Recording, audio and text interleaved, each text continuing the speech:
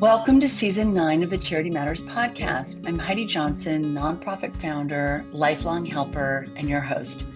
I've been interviewing modern day heroes for over a decade with my blog, and I am so excited to share these inspiring conversations on our podcast. Join me as we learn the challenges and stories of innovators, entrepreneurs, and modern day heroes who set out to solve the problems of humanity. So often we talk about what our gifts are and the best way to use them. Today's guest, Jill Ippolito, is a perfect example of someone who has found her gift and given it to the world in the most inspiring and full circle way. I'm so excited to share her amazing journey and our conversation about all that she's doing to make a difference in the world.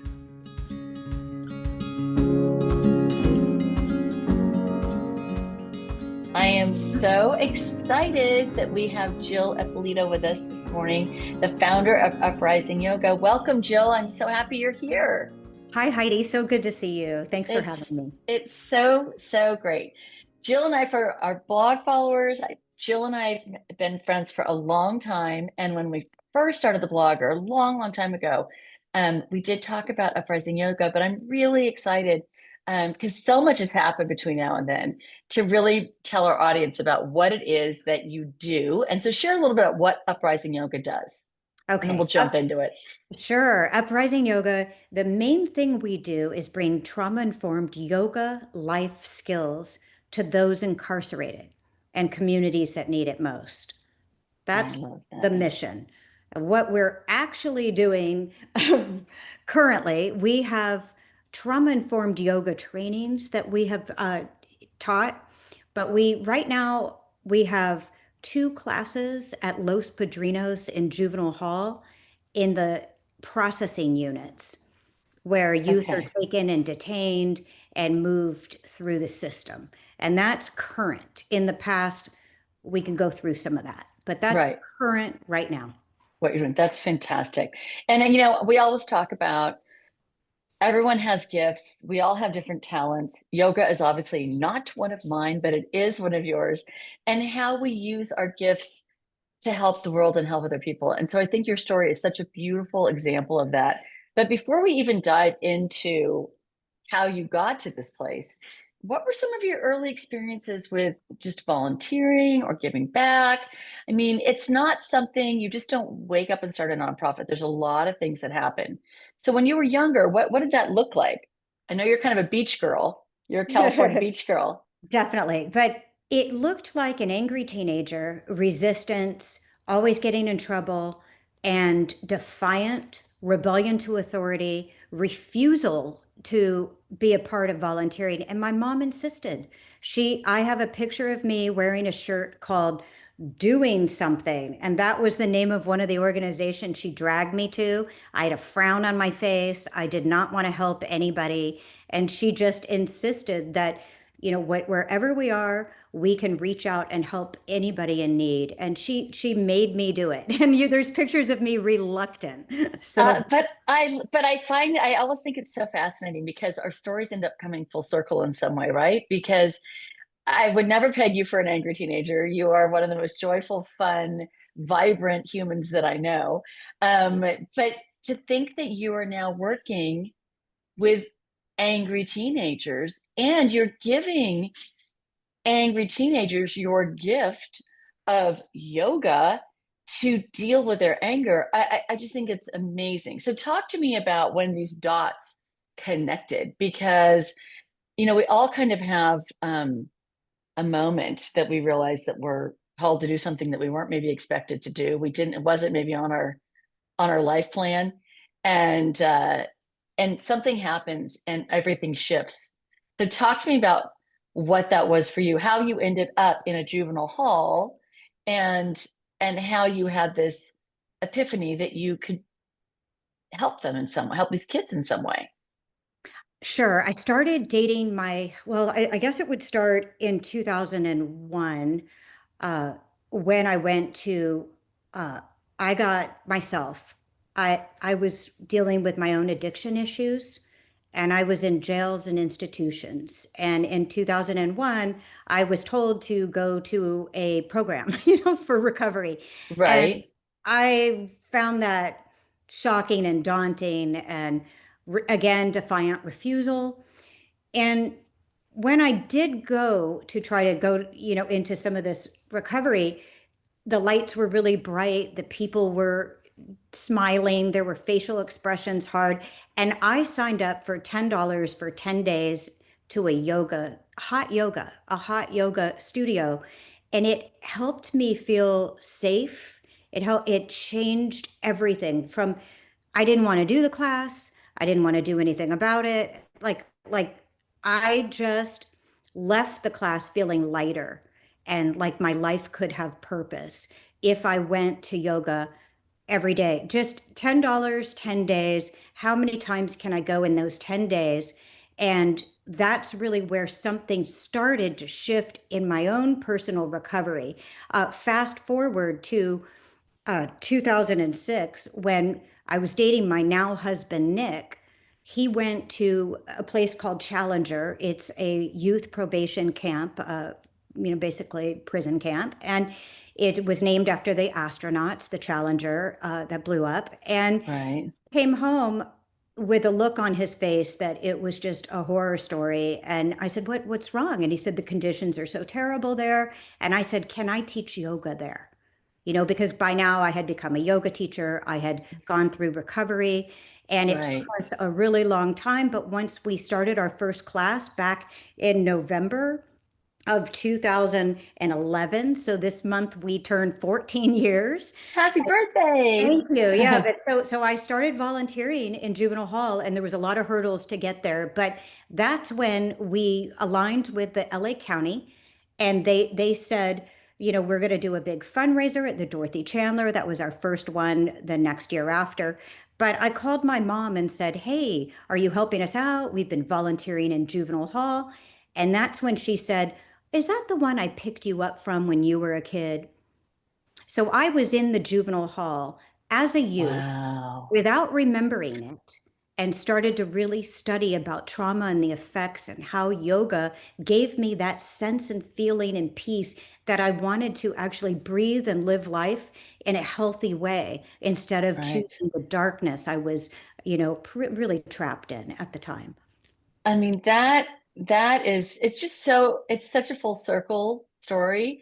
And the fact that you didn't remember that you were there, I mean, it just, all of those pieces that come together, you kind of see a divine plan unfolding, that you were destined to heal and help all of these people. But that work is not easy. You talked about a little bit of the challenges. I mean, anytime you're dealing with any government, I don't care if you're getting your driver's license or you're going to the post office, it's not an easy process. But going into prisons, I mean, there's a lot of bureaucracy, there's a lot of red tape, there's a lot of clearance, there's a lot of security, there's a lot of stuff that you have to get through. So talk to me about some of those early challenges when you were starting, when you said, I want to, now I've been doing this as a volunteer, I want to turn this into a 501c3, into an actual nonprofit.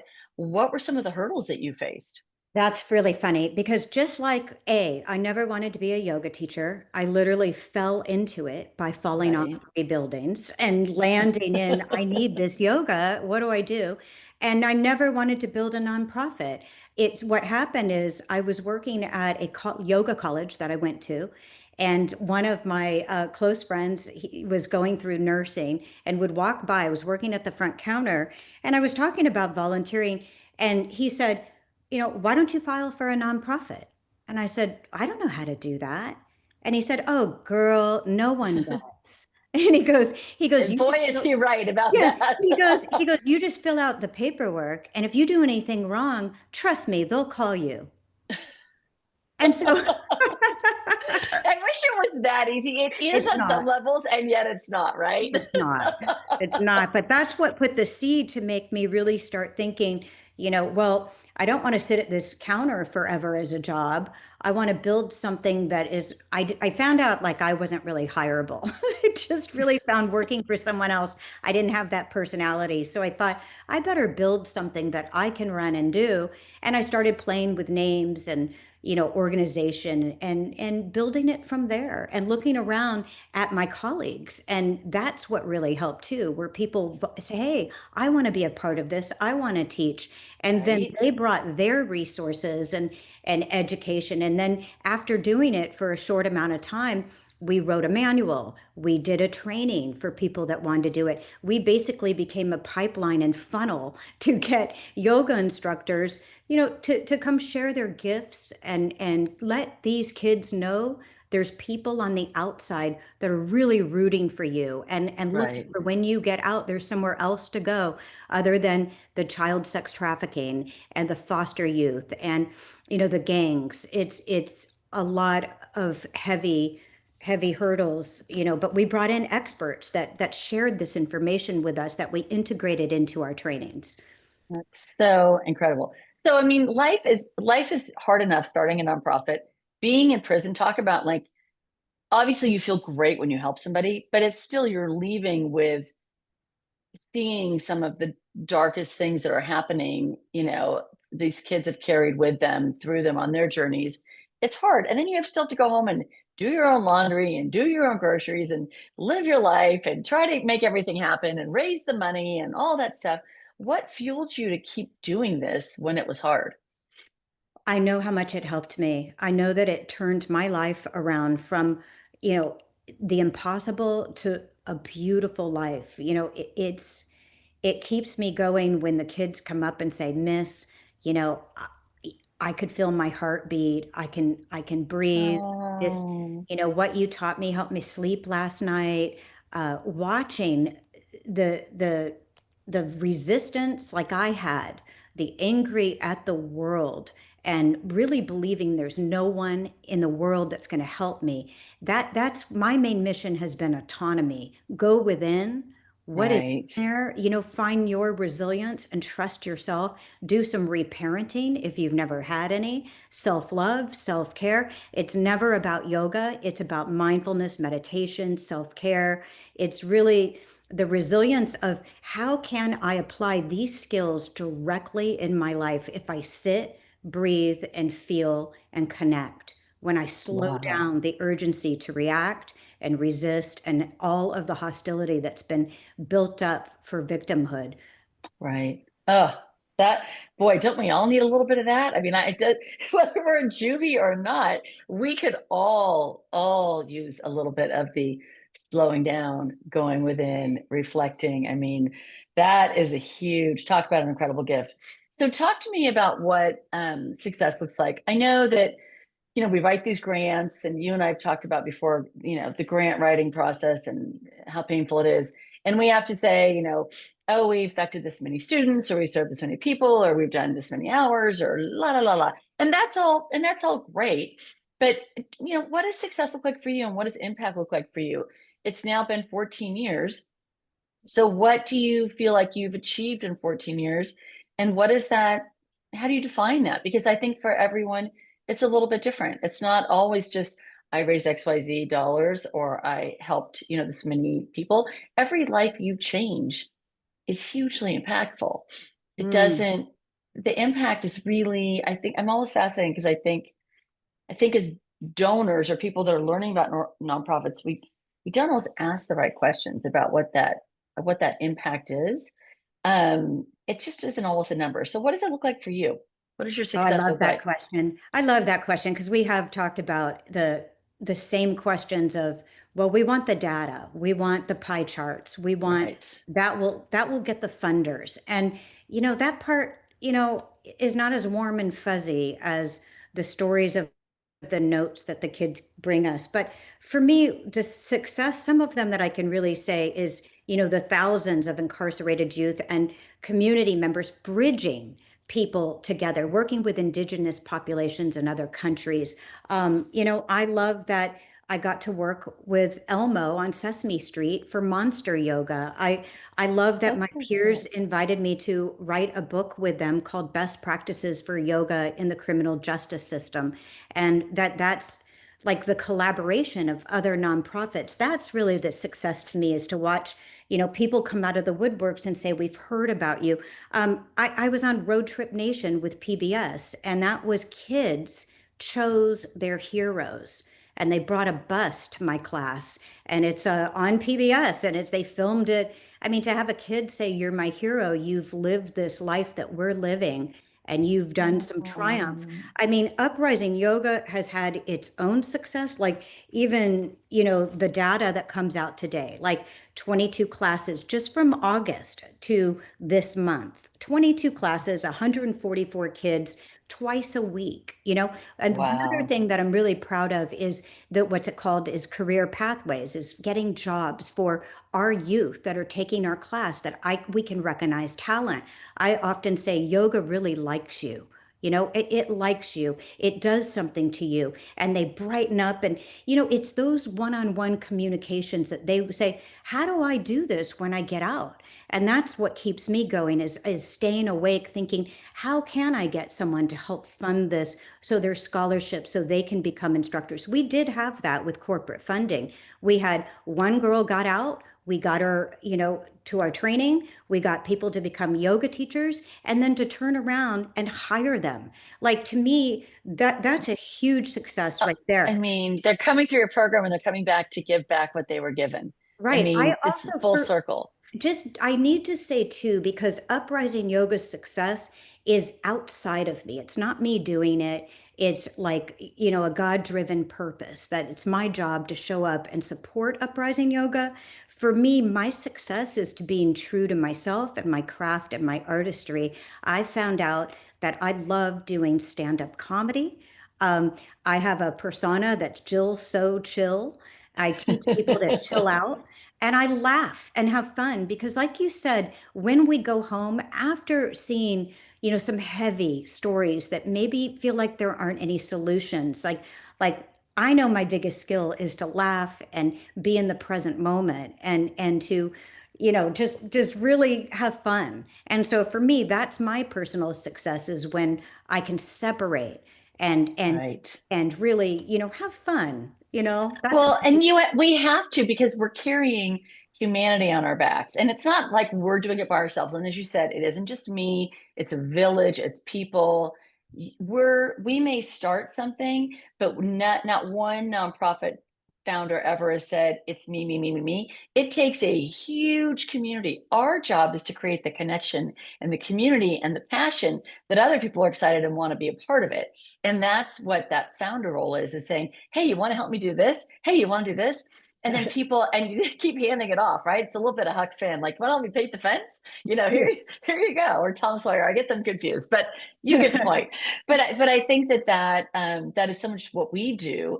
But then at the end of the day, we go home and it's hard not to carry some of that with us. And it's tricky. It's tricky because you hear these stories and you working with kids, which I do, sometimes the stories just kind of they stick a little. They don't just rinse off. They're right there with you every step of the way in the work you do. And that's a good thing and a bad thing. It really can go both ways.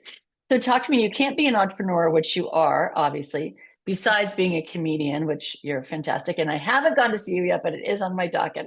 My bucket list to get to one of your shows. But talk to me about dreaming because I don't think we can start these organizations without having bigger dreams to them. And when we start them, even as you said, we never think they're going to even be as big as they end up being. We don't even, and then the dream just kind of evolves and it just keeps, we end up, oh, well, if we did 22 classes, in the last few months, we're going to do 30 classes and we just start pushing our own envelope. So what does a dream look like for you with Uprising Yoga?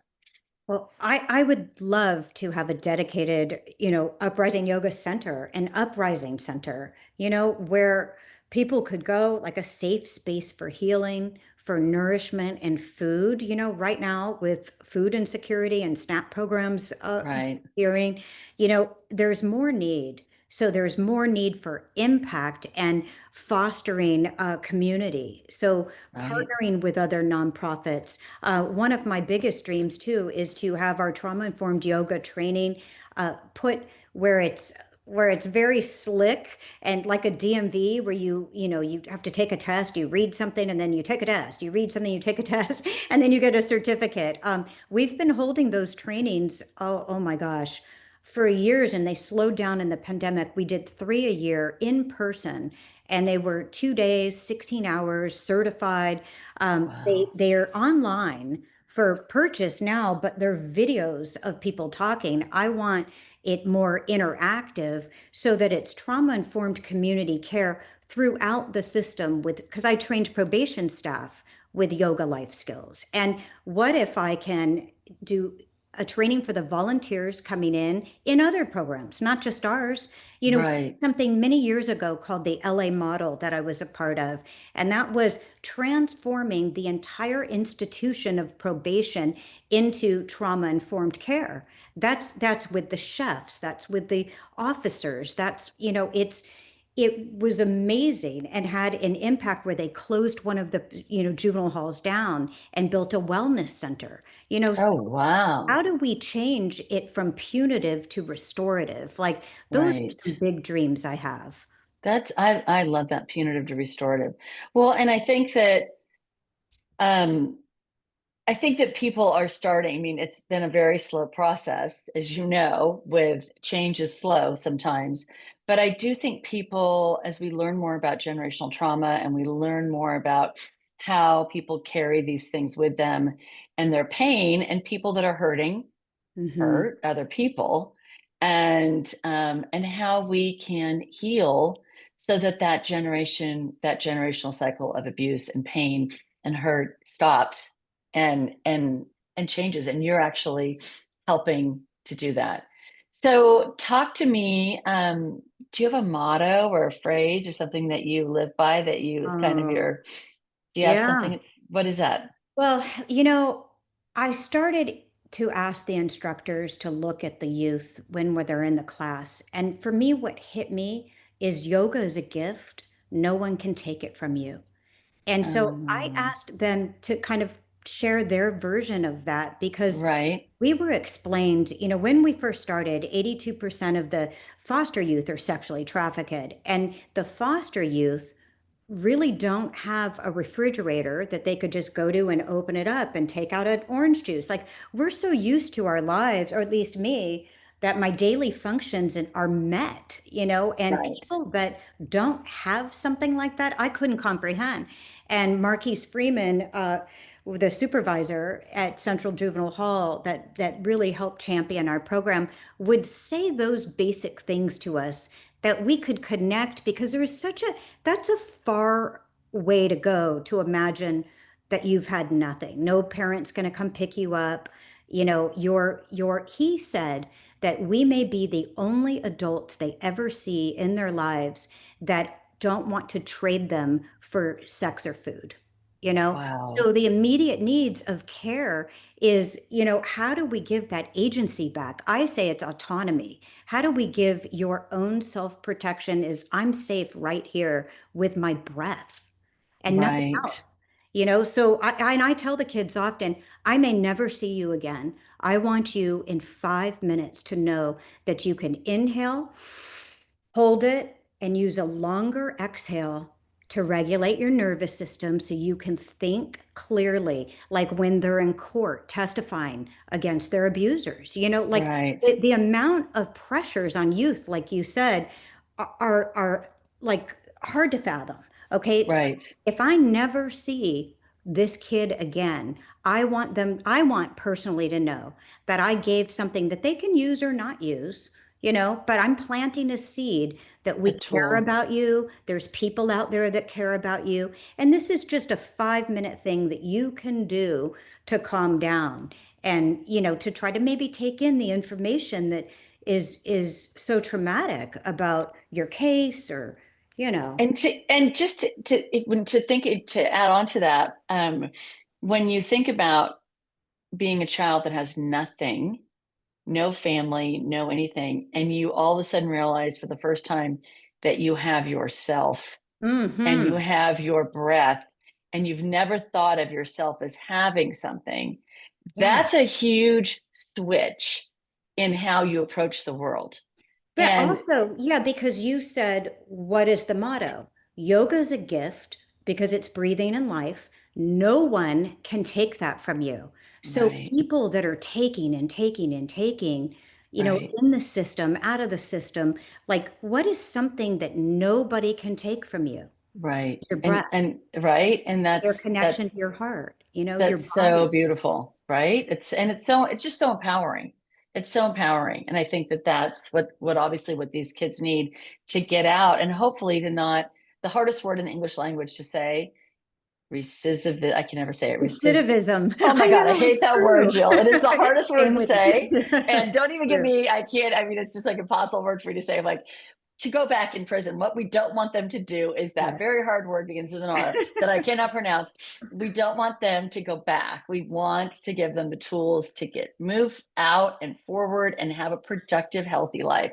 So talk to me about the lessons you've learned. I mean, 14 years you've been doing this. You've been on along your own personal journey through recovery, but I just think it's fascinating that I still can't get my head around you being an angry teenager. I just can't even get my head around that because you are just the most fun, joyful, wonderful, happy person. But talk to me about the lessons from being that angry teenager, discovering yoga, discovering that you have the power not only to heal yourself, but then to use your superpower to heal others. What are the life lessons that you've learned in that journey? It's pretty incredible. Thank you so much. I think that it is to learn what my teachers taught me. Like when I went to that $10 for 10 days in Silver Lake, I was a bad baseball player, cussing in the mirror when I fell out of a yoga posture. I had no balance. Remember, I said I fell off of three two-story buildings, broke my back. So physical therapy. So I had no sense of balance or grounded or any of that rooted support yoga speak that people just say that I Right, had no right, comprehension of that whatsoever. So I glared at myself in the mirror. I cussed. I had, the yoga teachers literally would say, if you could just sit down, you know, it might you don't have to do every posture, like how do you begin to take care of yourself? How do you restore, just complete chaos and neglect? How do you begin? And I believe what I've learned through this process is to go slow, take the wins, celebrate yourself. This love yourself, people say that a lot. What does that mean? When I don't right. understand what that means, how do I break it down so it's tangible for me? And it might be, you know, like stop fighting everybody and everything, surrender. I have a spirituality in my life, a God that I connect to that is guiding me, that I trust and have faith in and believe in, that really, and it's not the same Catholic school God I grew up with that was punitive. And it's treat people the way you want to be treated, kind of stop the cycle of abuse that you said, and don't tolerate it. Like a lot of people pleasing and you know that can you know interrupt the healing. Right. And And it's healing's messy, like everyone says. It's not linear. It's two steps forward, four back. And so patience right. and gentleness. Everyone's like being, slow down, be nice to yourself. I'm still learning that. Like this month, we're doing a 30-day self-care yoga challenge fundraiser for Uprising. Right. I'm supposed to be doing yoga every day for 30 days. And it's not about fanaticism. For me, it's if I don't go that day, maybe I hug a tree, you know, Right. maybe I It's write a just love letter. It's just something kind. That's self-care. right. I need that still today. I love that. So talk to me. Do you think you've changed in this journey? I mean, there's been a lot of growth, it sounds like a lot of growth. I mean, the fact that you can even go from anger to joy is an incredible change.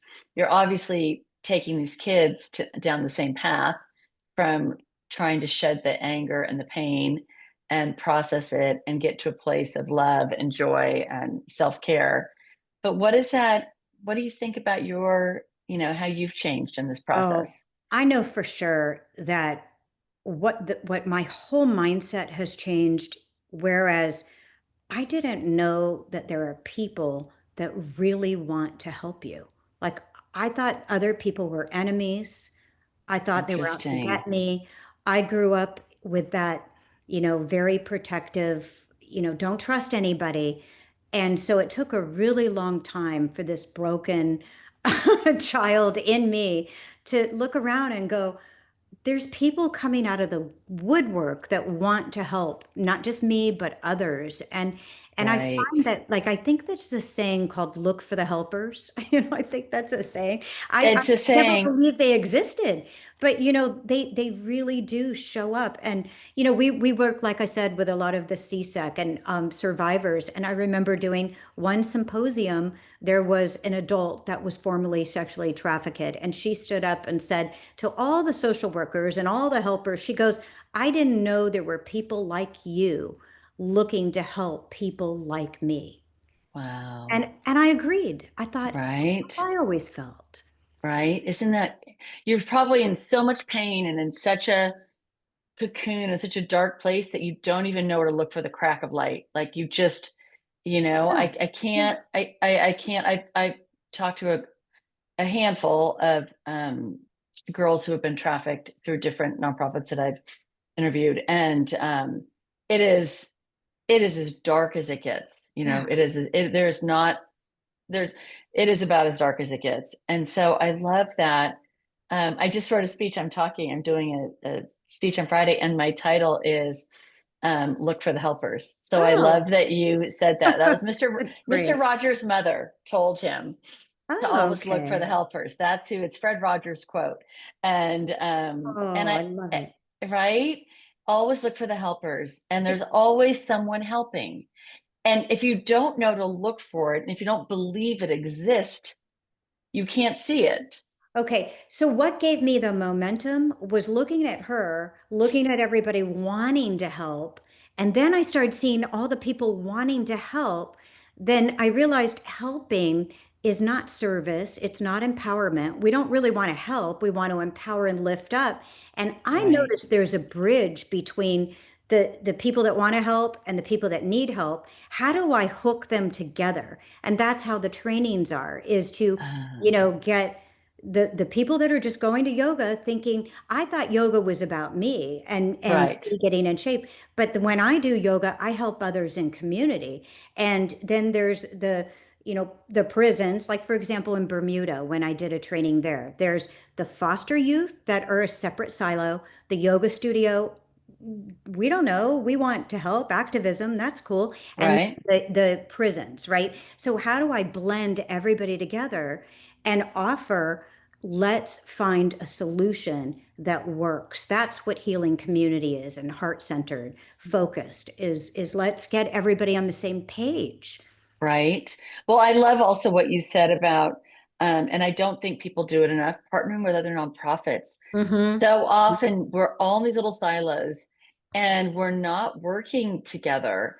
And I get so frustrated because I interview so many and I was like, do you know so and so? You should be talking to so and so, and your organization should be with this organization, because we just get in our little habit trail and we run our little circle and we do the thing that we do and we don't look out to think, God, I wonder if we could get more help working with other organizations. So I love that you're thinking about that, and the heart-centered community, which is definitely what yoga is, a heart-centered community. But looking at it to bring other nonprofits and creating even a bigger community is is something that every nonprofit should be listening to, because I think that we all have the ability to look outside and to make bigger connections and to help more people in the process, right?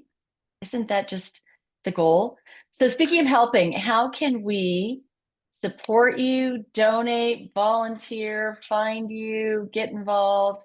Give us all your stuff. Give us everything. Well, we're uprisingyoga.com now, not .org. Oh, you .com. changed. No, we Okay. didn't mean to. I think GoDaddy gave it to sold it to a Korean casino or something. So uprisingyoga.com Okay. and all things Uprising Yoga. I'm jillsochill.com. And there's also yogaforhealingtrauma.com. And that is a lot of the public speaking and the training workshops. And uprisingyoga.com is really where you will find, the socials.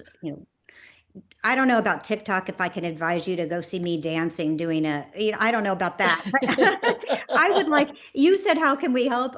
I think I need Yes. a social media manager. I think I need Oh, there we brand, go. Don't because we all need one of those? right, Geez, like me that kind of too. stuff. Because when people hear me talk about these three different particles, they're like, oh no, you need to have one talking point. And, I think also the way we found a lot of great volunteers is they get annoyed that I don't know what I'm doing. And they're like, I love your work, but I can't stand your newsletters. Let me provide my service. So I Well, need hey, lots of help. whatever works. I mean, Yes. it takes a village, and doing the social media, doing the fundraising, getting the word out, doing the newsletter.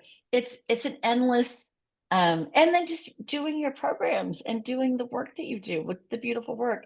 It's endless, right? There's always more work than there is time. And we just have to do what we can do.